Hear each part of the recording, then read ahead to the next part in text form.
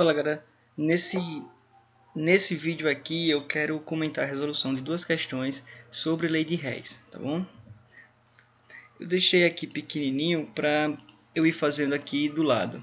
Então nessa primeira questão são dadas as seguintes variações de entalpia de combustão.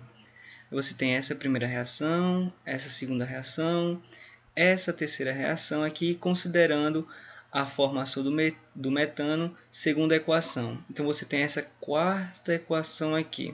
E a gente quer a quantidade de quilocalorias em valor absoluto envolvida na formação de 1 mol de metano. Seguinte, toda questão de lei de Hess, ou grande parte, você vai resolver ela seguindo esse padrão aqui, que é uma sugestão minha. Você sempre vai ter as etapas, vão ser dadas aqui, e você vai ter uma equação global. Então eu monto dessa forma, lembrando que é a minha sugestão. Aqui nesse caso são 3 etapas, então eu já deixei esses 3 espaços. Eu passo essa linha aqui e deixo como fixa a minha equação global. Nessa daqui você não vai mexer nada, você vai mexer nas etapas. Você vai haver casos em que você vai ter que inverter, que você vai ter que multiplicar ou que você vai dividir. Em relação a inverter, a gente vai começar observando isso. Se vai ser necessário inverter alguém ou não. Observe que na minha equação global, por exemplo, esse carbono sólido está nos reagentes. Aqui nós temos os reagentes e aqui depois da setinha nós temos os produtos. O carbono sólido está no lado dos reagentes. Na etapa em que possui carbono sólido, também está nos reagentes. Então, em relação a essa etapa aqui, eu observo que não vai ser necessário escrever ela ao contrário. Eu posso escrever ela desse jeito mesmo, certo? Então, é só Ctrl+C, Ctrl+V aqui. Nessa segunda etapa, eu observo, por exemplo, que o gás hidrogênio está aqui no lado dos reagentes, está antes da setinha. Na minha global, o gás hidrogênio também aparece antes da setinha. Então, nesse caso, também a gente vai simplesmente dar um Ctrl+C, Ctrl+V. Agora, observe que nessa terceira etapa, o gás metano está do lado dos reagentes. Ele está antes da setinha. Já na minha global, ele está no lado dos produtos, está depois da setinha. Na global, a gente não mexe. Então, a gambiarra vai ter que ser feita aqui com a etapa. Vou ter que escrever ela ao contrário. Perceba que eu escrevi ela ao contrário. Agora é dióxido de carbono mais água líquida formando metano mais gás oxigênio. Aqui ficou faltando o estado físico do dióxido de carbono, mas é gasoso, tá bom? A questão também não colocou, acabei colocando igual, mas só um detalhezinho aqui, nesse caso é gás, certo?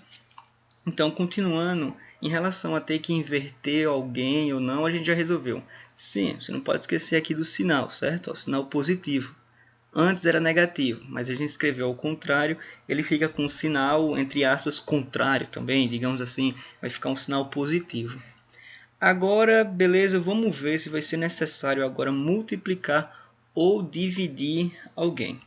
Então, repare que, tomando como base aqui, ó, o gás hidrogênio na minha global aparece 2 mol, esse coeficiente estequiométrico aqui é 2 mol de gás hidrogênio. Nessa segunda etapa você só tem 1 mol. Então a gente vai ter que multiplicar essa equação aqui por 2. A letra vai ficar bem bosta porque eu estou fazendo com o mouse, certo? Então ignore a letra horrível. Então eu vou multiplicar toda essa equação por 2. Aqui eu vou tentar escrever um 2.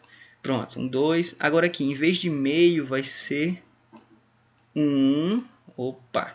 Aqui vai ficar 2. Antes tinha 1, né? Então agora vai ficar 1, 2 aqui. Oh, maravilha, meu Deus do céu.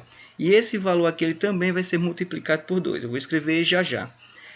Essa multiplicação dessa equação por 2, além de ter essa consequência aqui de agora você ter o coeficiente estequiométrico que bate com o que vai aparecer na global, você também vai ter a oportunidade de poder cortar aqui substâncias que não vão aparecer na global. Por exemplo, a água aqui, ela agora pode ser cortada.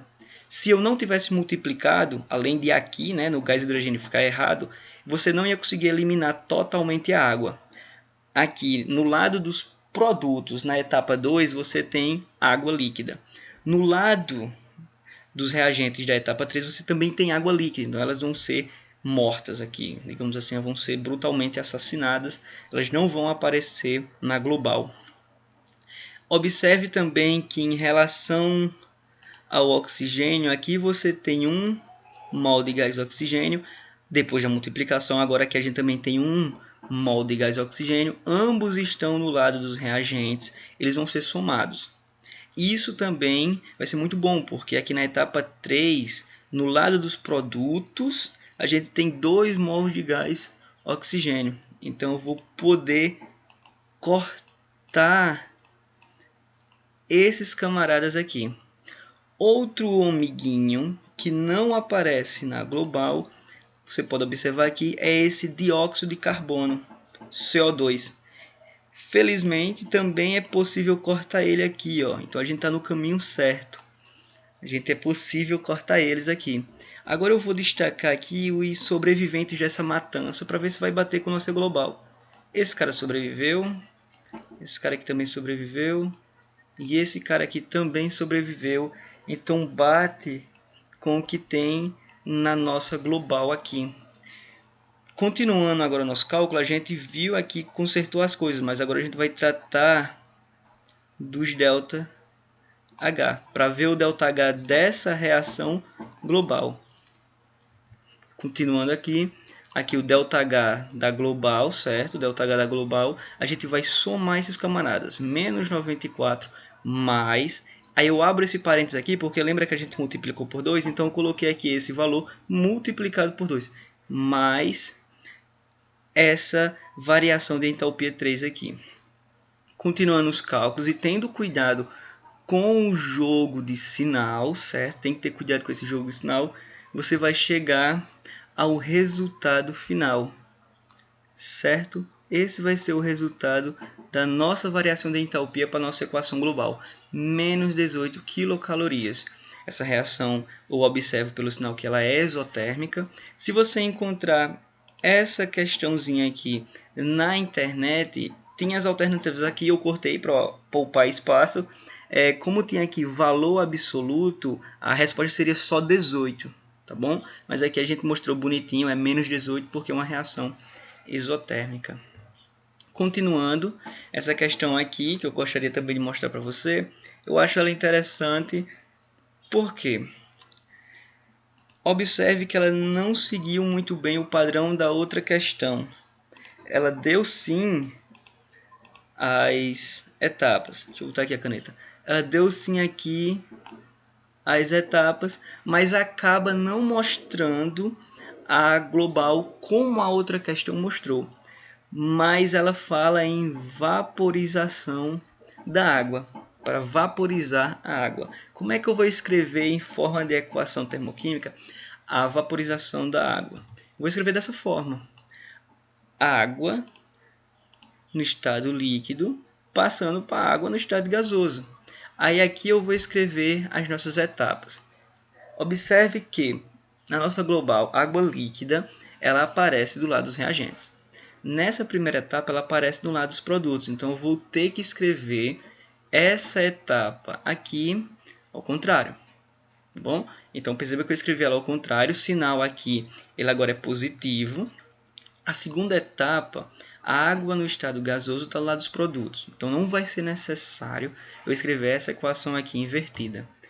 Eu escrever só no Ctrl+C, Ctrl+V mesmo. Agora, vamos ver se vai ser necessário multiplicar ou dividir alguém, certo? Então, o gás hidrogênio ele não aparece, é possível cortar ele tranquilamente aqui.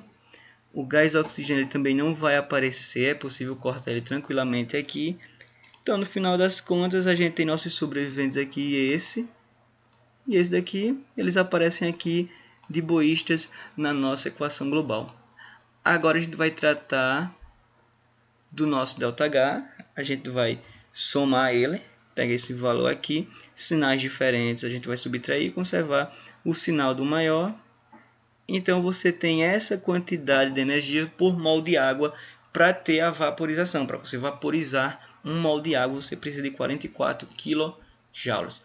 Só que a questão, ela quer que você faça isso para 18 gramas por mol. Um dado importante que a gente vai utilizar é esse da massa molar. Só como é que a gente vai resolver isso? Perceba que 1 mol, pegando esse dado aqui, como é que eu posso ler esse dado aqui? Você pode ler que 1 mol está para 18 gramas. E pela equação termoquímica, essa quantidade de mol aqui a gente vai amarrar a essa quantidade de energia. A gente viu aqui, certo? E agora a gente vai tratar da quantidade de gramas que a questão quer que a gente brinque, né? Então ela quer que você trabalhe com 180 gramas.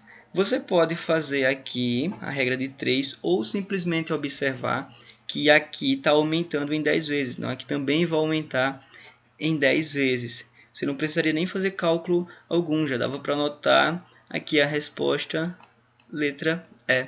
Então até a próxima resolução de questões. Valeu, falou!